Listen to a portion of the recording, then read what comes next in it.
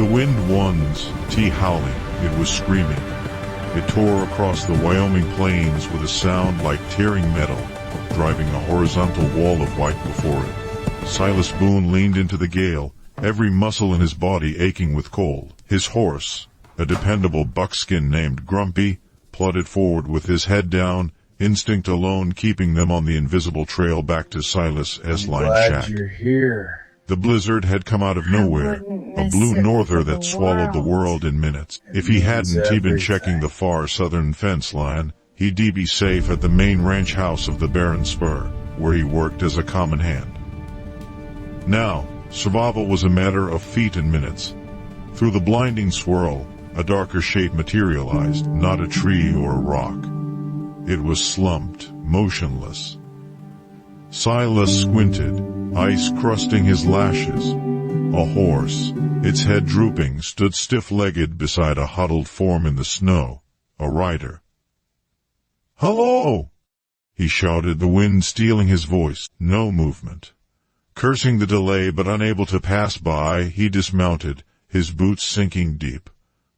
The figure was a woman, half buried in a drift. She was wrapped in a fine woolen cloak, now frozen stiff, and her face was pale as marble beneath a hood dusted with ice. He brushed the snow from her lips, fearing the worst, then felt a faint, shallow breath. "All right, miss. Can't leave you here for the long sleep," he muttered, his voice rough from the cold. She was a slight thing, but dead weight made heavier by sodden, frozen clothes. With effort that made his lungs burn, he got her over his shoulder. He tied her horse, reins to Grumpy's saddle, then managed to heave her onto Grumpy's back in front of the saddle horn, climbing up behind to hold her in place. Her head lolled against his chest. She was ice cold. The last mile to the line shack was a battle against oblivion. When the small, dark shape of the shack finally appeared, Silas nearly wept with relief. He kicked the door in, carried the woman inside, and laid her. On the narrow bunk he worked with a frantic, practiced efficiency born of ranch life. He got a fire blazing in the small stove, its iron belly soon glowing cherry red. He peeled off her frozen outer garments with clinical detachment, wrapping her in his own spare wool blankets and the buffalo robe. From his bedroll, he rubbed her hands and feet until a painful pinkness returned, fearing frostbite. As the cabin warmed, the smell of wet wool and wood smoke filling the air, she began to stir. A low moan escaped her lips. Her eyes fluttered open.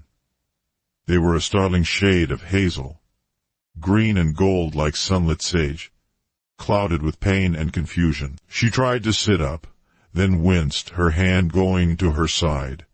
"Easy now," Silas said, his voice gentler. He handed her a tin cup of hot coffee, laced with a splash of whiskey from his flask.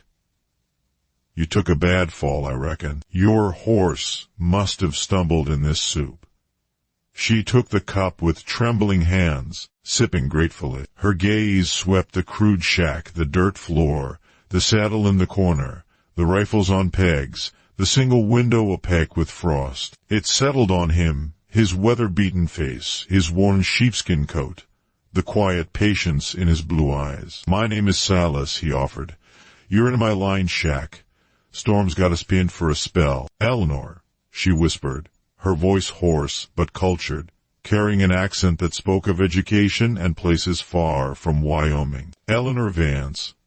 I was trying to reach the Sweetwater telegraph station. My foreman. A matter needed urgent instruction." She shifted again, gritting her teeth. "I think my ribs are bruised. Or broken. Likely bruised," Silas said, poking the fire. "Broken ribs make breathing a special kind of hell. You'd know. Rest is the only cure." He began preparing a simple stew from canned tomatoes, beans, and a chunk of salt pork. What's a woman doing out alone in weather like this? And dressed fine, but not for a blizzard. A flash of something iron will crossed her delicate features. "The weather was clear when I set out, and the matter was urgent. I am not accustomed to having my decisions questioned." The last part was less haughty and more a simple statement of fact, though it struck Silas as oddly formal for someone in her position.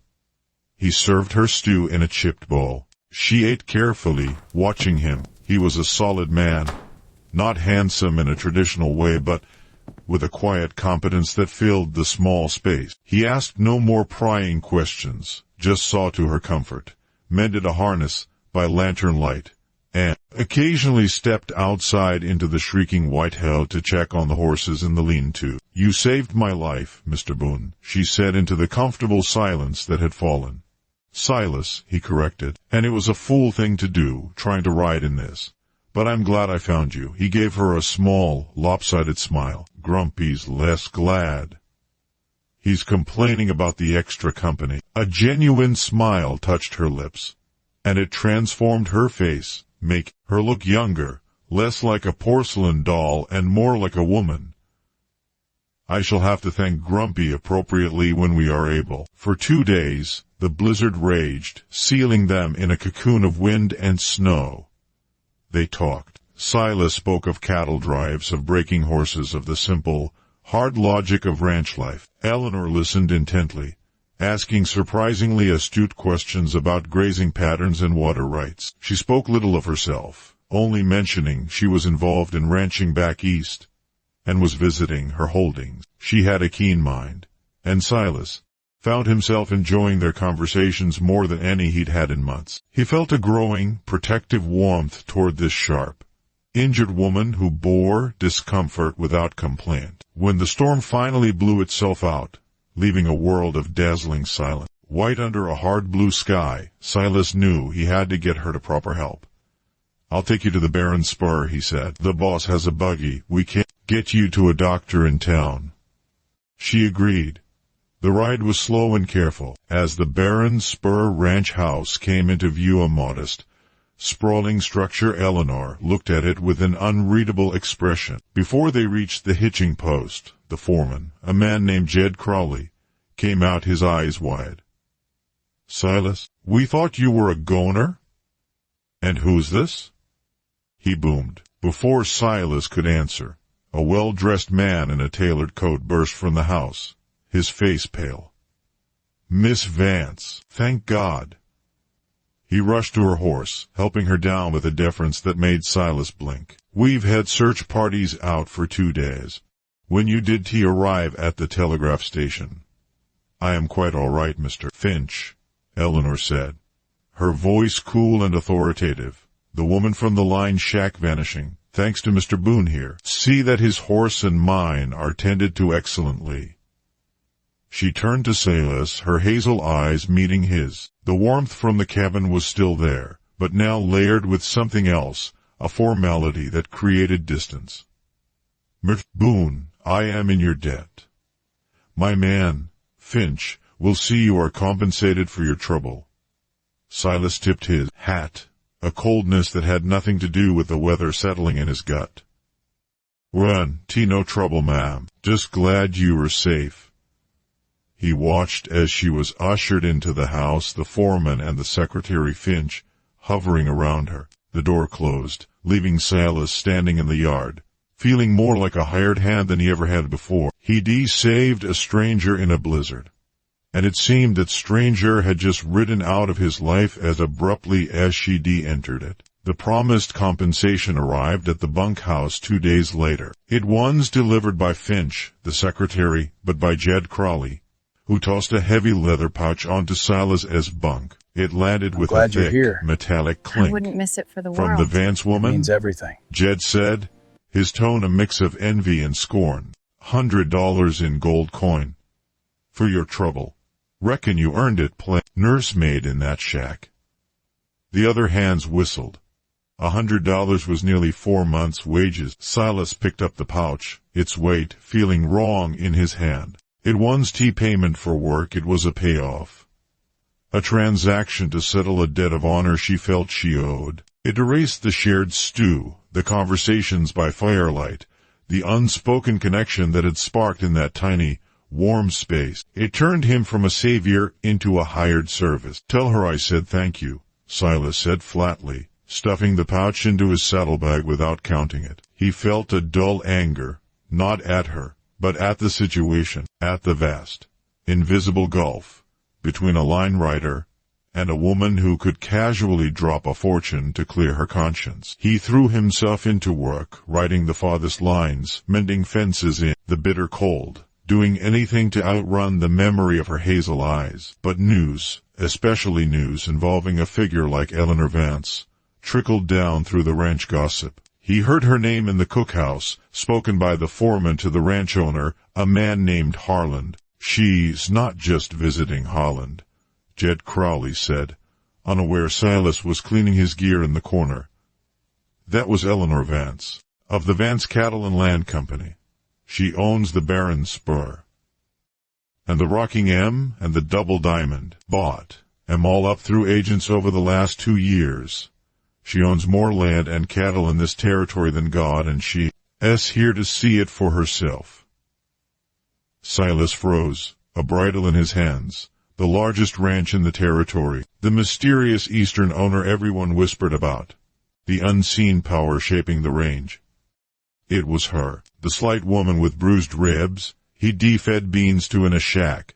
The realization hit him like a physical blow. Her formality, Finch's deference, the $100, it all made a terrible, perfect sense. He saved the cattle queen of Wyoming without knowing it. A week later he saw her again. She was riding a sleek black mare, dressed in a practical but impeccably tailored riding habit, surveying a herd with Jed, and a man Silas did. To recognize a sharp-faced fellow with calculating eyes, Silas, on a ridge fixing a break in the fence, tipped his hat as she passed below. Her eyes found him, and for a moment the cool mask slipped. She gave a slight, almost imperceptible nod, a flush coloring her cheeks before she looked away, listening intently to the sharp-faced man. That evening as Silas ate in the noisy bunkhouse, Finch, the secretary, appeared at the door. "Boone, Miss Vance requests your presence at the main house." The room went quiet. Silas wiped his mouth, his heart hammering against his ribs. He followed Finch to the ranch house, not to the front door, but to a side office. Eleanor was there, standing before a large map pinned to the wall. She looked tired, the regal bearing slightly diminished. "Silas, please sit," she said, not turning around. He remained standing, hat in hand. "Ma." She turned then, those sage-green eyes meeting his. "The money?" she began. It was poorly done. An impulse from Finch. "I apologize." It was reductive. "It was payment," Silas said neutrally. "No need for apology." "It was," she insisted, a spark of the woman from the shack returning. "You did. Save the owner of the Barren Spur. You saved a foolish woman who got caught in a storm. And in that shack, you treated me as a person, not a title. I have not had much of that since I arrived." She sighed, rubbing her temple. "I need your help again, Silas, not as an employee, as the man who saved me." He waited, silent. "The man I was riding with today is Thomas Buckley. He has been managing my acquisitions here. He tells me everything is profitable, efficient." She paused, her gaze intense. "But the numbers he gives me do not match what I see with my own eyes. Herds seem thinner. Expenses for feed are astronomical, yet the grazing land looks adequate. I think I know he is stealing from me. But he has the loyalty of men like Jed Crowley. If I accuse him without proof, he could incite a range war, or simply vanish with what he's already taken." "What do you need from me?" Silas asked, his cowboy's mind already turning over the problem. "I need someone on the inside who knows this land and its people, someone he doesn't control. I need you to be my eyes. Ride where Barclay doesn't expect. Count what isn't being counted.